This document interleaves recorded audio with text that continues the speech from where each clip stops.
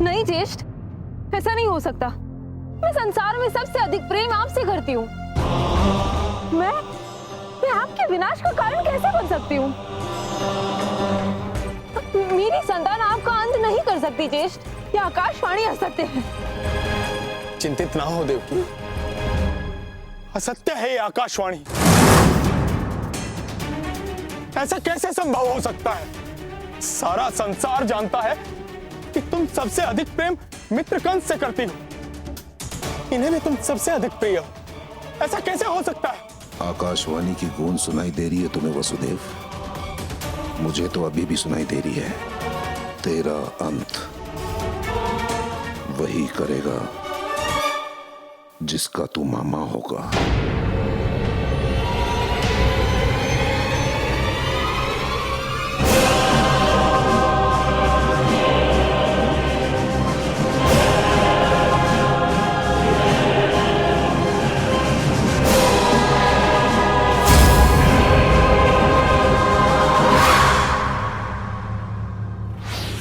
नहीं नहीं नहीं, यह असंभव है। देवकी तो मेरी बहन है। देवकी मुझसे बहुत प्रेम करती है, मैं देवकी से बहुत प्रेम करता हूँ। हम दोनों ऐसे हैं, भाई बहन, है ना? हाँ मित्र। प्रण,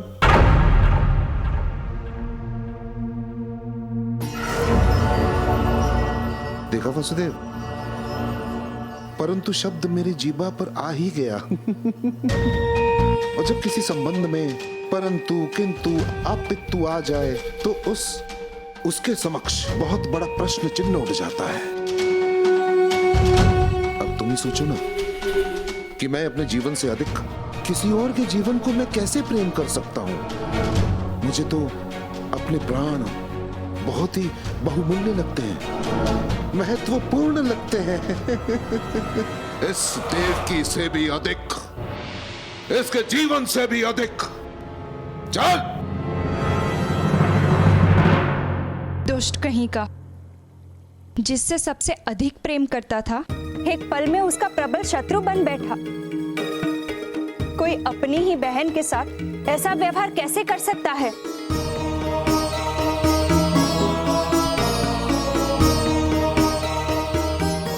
पापियों का कोई मित्र नहीं, कोई सखा नहीं होता।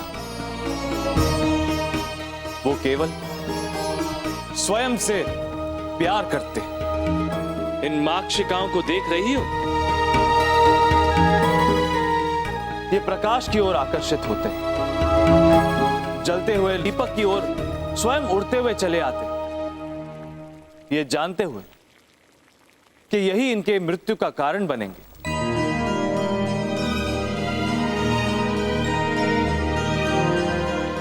हम सबके साथ भी ऐसा ही होता है। हमारे कर्म हमें प्रारब्ध बनाते और हमारे यही दुष्कर्म हमें हमारी अंत की ओर ले जाते। किसी को अपने अंत पे शांति मिलती है तो किसी के अंत से समाज में शांति आती है।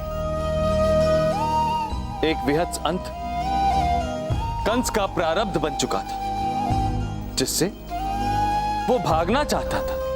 जिसने अनगिनत पाप किए, उसके लिए अपनी बहन पर अत्याचार करना क्या कठिन था?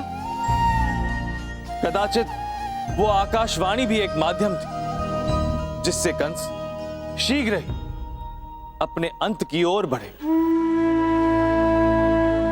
आकाशवाणी सुनकर कंस अपनी बहन के लिए अपना कर्तव्य भूल गए और वो माता देवकी को कारगर की ओर खींच रहा, ये जाने बिना कि उसका अपना काल उसे अपनी ओर खींच रहा।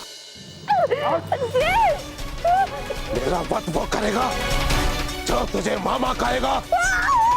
नहीं थी ना आकाशवाणी, अर्थात तेरा पुत्र देवकी।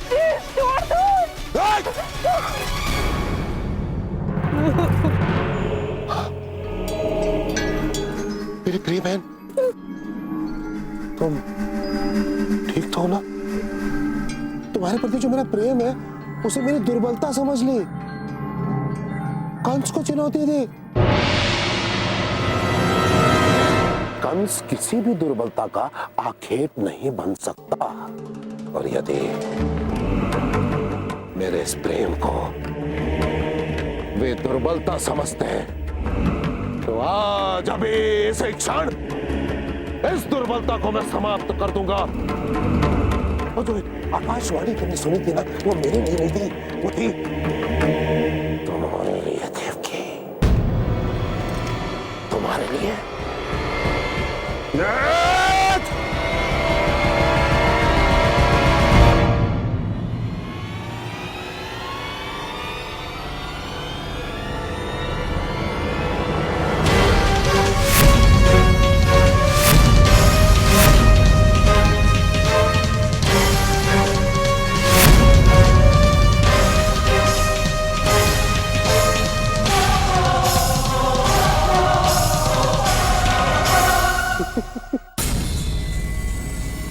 कंस की तलवार को पकड़ने का दुस्साहस किया तुमने। दुस्साहस नहीं, कर्तव्य है मेरा। वो कर्तव्य जिसका पालन करने का वचन मैंने देवकी को अग्नि साक्षी मान कर दिया।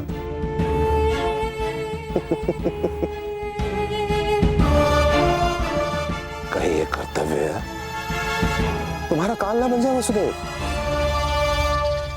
क्योंकि मुझे केवल और केवल अपना जीवन महत्वपूर्ण लगता है और किसी का नहीं।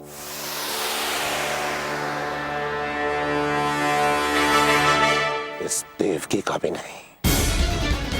कल तक तो आप देवकी को अपना जीवन मानते थे। मैं मानता हूं कि अपने प्राणों की रक्षा करने का अधिकार सबको, आपको भी, किंतु देवकी से आपको कोई संकट नहीं। आकाशवाणी के अनुसार हमारी संतान से आपके प्राणों पर संकट आएगा, तो निरपराध देवकी को मारकर आपको क्या मिलेगा? आपको संशय है तो मैं देवकी को मथुरा से कहीं दूर ले जाता हूं, जहां से वायु भी मथुरा की ओर ना पहुंचे। ना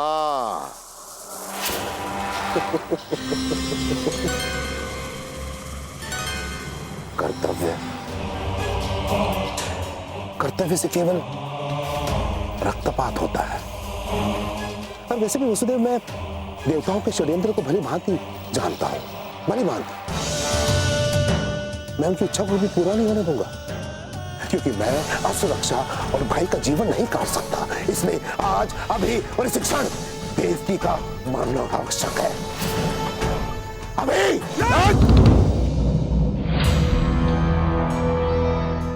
ऐसा अनर्थ ना करो मथुरा नरेश। तनिक सोचिए, लोग क्या कहेंगे, समाज क्या कहेगा? एक भाई ने अपनी बहन की हत्या कर दी, महाबली कंस ने निहत्थी अबला का वध कर दिया।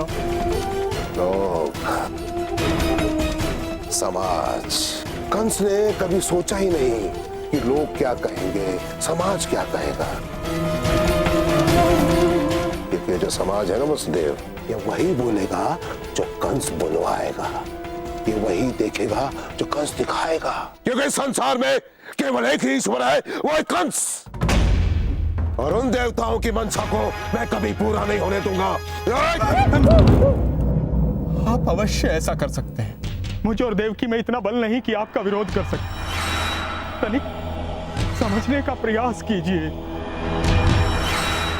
आपको संकट मुझ और देवकी से नहीं है, हमारी संतान से। मैं आपको वचन देता हूं, हमारी संतान जब जन्म लेगी, मैं स्वयं उसे आपको सौंप दूंगा। आप उसका वध कर दीजिएगा, इससे आपका संकट टल जाएगा। आप देवकी के प्राण लेकर बहन का हत्यारा होने का कलंक अपने माथे क्यों लगा रहे हैं?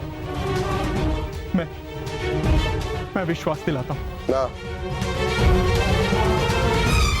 मुझे विश्वास नहीं है वसुदेव, क्योंकि जो व्यक्ति अपनी पत्नी को बचाने के लिए इतना व्याकुल हो सकता है, तो सोचो अपनी संतान को बचाने के लिए कितना व्याकुल होगा। आप ही मुझे बताइए कि मैं आपको विश्वास दिलाने के लिए क्या करूं?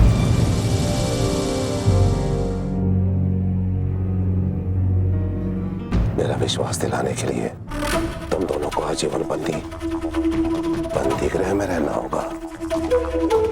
आजीवन मेरा संशय दूर करने के लिए। और मुझे वचन देना होगा, तुम हर संतान जन्म लेते ही मुझे सौंपोगे। बोलो, स्वीकार है?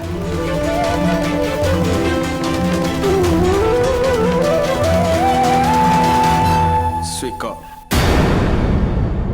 जिन हाथों पर आभूषण भी भारी लगते थे, उन कोमल हाथों को बेड़ियों से जकड़ दिया था।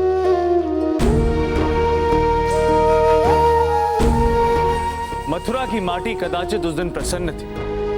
जिस राजकुमारी के पांव आज तक उस माटी पर नहीं पड़े थे, उसी माटी से घसीट घसीट कर उन्हें ले जाया जा रहा था।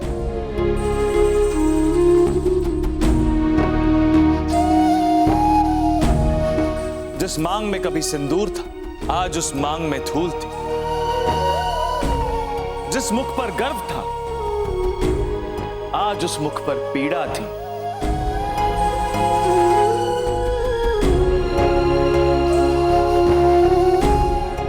वो माटी ही अब देवी का श्रृंगार थी, और मानो ऐसा ज्ञात हो रहा था कि वो माटी पुकार पुकार कर ये कह रही है कि अब वो ही उनका भविष्य है।